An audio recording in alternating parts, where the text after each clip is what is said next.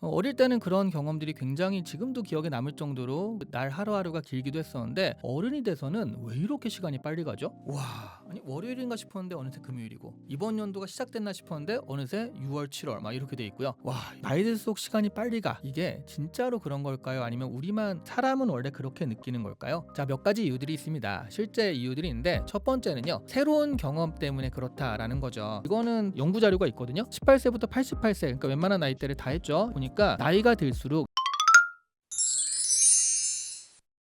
어릴 때 하루는 굉장히 깁니다. 방학을 하게 되면 한 달이 정말 굉장히 길게 느껴지기도 하거든요. 새학년 첫날이 됐다. 그러면 거의 영화죠. 막 그날이 아직도 기억나시는 분도 있고. 그런데 어릴 때는 그런 경험들이 굉장히 지금도 기억에 남을 정도로 날 하루하루가 길기도 했었는데, 어른이 돼서는 왜 이렇게 시간이 빨리 가죠? 와, 아니 월요일인가 싶었는데 어느새 금요일이고, 이번 연도가 시작됐나 싶었는데 어느새 6월 7월 막 이렇게 돼 있고요. 와, 이건 뭐 쏜살 같다는 말 아시죠? 쏜 화살 같다. 그 쏜 화살처럼 그렇게 세월이 가는 걸 비유하는데, 어른이 되면 진짜 쏜살 같다는 말을 실감하게 됩니다. 왜 그럴까요? 나이 들수록 시간이 빨리 가. 이게 진짜로 그런 걸까요? 아니면 우리만, 사람은 원래 그렇게 느끼는 걸까요? 그 부분에 대해서 우리가 한번 생각을 해보도록 할게요. 자, 몇 가지 이유들이 있습니다. 실제 이유들이 있는데, 첫 번째는요, 새로운 경험 때문에 그렇다라는 거죠. 어릴 때는 웬만하면 처음이잖아요. 처음 사귄 친구, 처음 가는 거리, 처음 가는 문방구, 처음 먹는 음식 막 이런 것들이라서. 그런데 이런 것들이 루틴하게 반복이 되면서 뇌가 이제 게을러지는 거예요.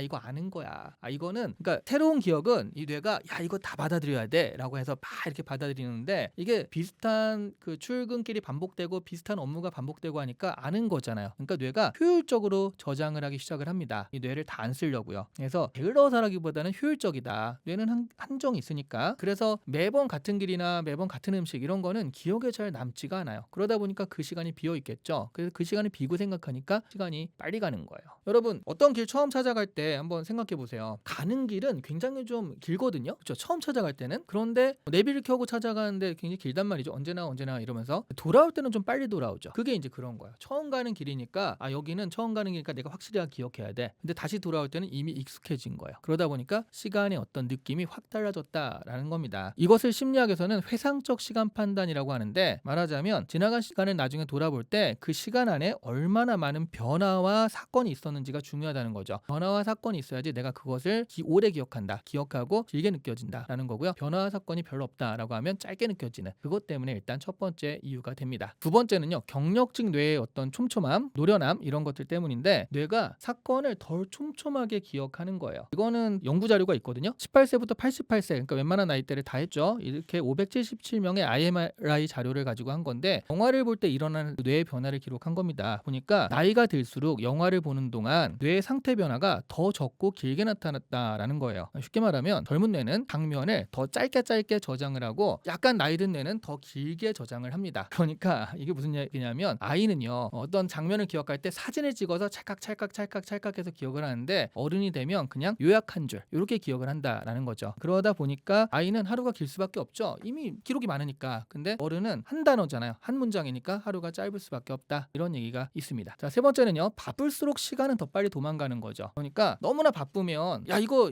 굉장히 알차게 산다라고 생각을 하지만, 우리의 뇌는 또 이 일 끝나면 저거 끝나면 이거, 이런 식으로 하루를 기획을 생각을 한다라는 거죠. 그러니까 기억이 사라져요. 그러니까 그 다음 할 일 같은 것들이 다 너무 빨리 붙어버리니까 하루는 꽉 차 있는데 기억은 사라졌다. 기억이 없으니까 그 시간 자체가 내가 생각이 안 나니까 그 시간이 없었던 것처럼 느껴지거든요. 이래서 시간이 빨리 간다라는 겁니다. 자, 그러면 시간을 느리게 하는 방법이 있을까요? 네, 있습니다. 지금 얘기들을 종합해 본다라고 한다면, 시간을 무리하게 바꿀 순 없죠. 다만 새로운 경험들, 많은 변화들 이런 것들을 가지면 좀 길게 기억이 되는 거예요. 그래서 루틴한 직장인보다 정말 무슨 일이 벌어질지 모르는 프리랜서가 훨씬 더 젊게 살고요. 실제로 외모도 젊게 보이죠. 같은 나이 또래면 직장인 부장님보다, 연예인들 보세요. 완전 다르잖아요. 연예인들은 좀 심한 프리랜서긴 하죠. 네, 어쨌든 이승환 씨 나이가 60이 넘으니까 그런 걸 보면 사실 이 외모에도 굉장히 좀 중요한 그런 상황이 되니까요. 일부러라도 시간을 좀 길게 길게 이렇게 느리게 만들어야 된다라는 생각이 들어요. 그런 방법들은요. 점심 메뉴를 새로 고른다든가 먹었던 것만 먹지 말고 새로운 걸 먹어본다든가 갔던 길만 가지 말고 다른 길을 좀 가본다든가 새로운 사람들을 만난다든가 일주일에 한 번씩 또 새로운 경험들 취미 활동을 해본다든가 이런 뭔가 새로운 것들을 자꾸 하면은 그게 시간을 좀 길게 쓰는 방법이다라고 할 수 있습니다. 결국 새로운 이미지, 새로운 경험들은 돌아봤을 때 그 기억이 오래 남으니까 내가 좀 더 충실하게 많은 시간, 오랜 시간을 산 것 같은 그런 느낌. 그렇기 때문에 젊게 사는 느낌도 있을 수 있다라고 할 수 있어요. 우리가 두려워하는 건 사실 시간이 빨리 가는 게 아닐지도 모르겠어요. 시간이 지났는데 내가 의미 없이 살았다, 제대로 살지 못했다 이런 후회가 남을까 봐 두려운 거일 수도 있잖아요. 그러니까 나이가 들수록 시간이 빨리 가는 건 늙어서가 아니라 실제로 이런 경험들을 내가 피하고 안 하고 부족했기 때문이다 라고 생각을 하시면서 새로운 장면들 자꾸 만드시면요, 기억의 재생밀도가 좀 더 높아질 수 있고요. 그리고 하루가 자동 생성이 아니라 하루하루가 매일매일 새롭게 생성되는 그런 경험들을 할 수가 있습니다. 그러니까 시간은 시계를 붙잡는 게 아니라 기억할 만한 하루를 자꾸 만드시는 것이다. 그래야 우리가 시간을 느리게 살 수 있다, 시간을 잡을 수 있다 라고 생각을 하시면 될 것 같습니다. 이 시간이었습니다. 감사합니다.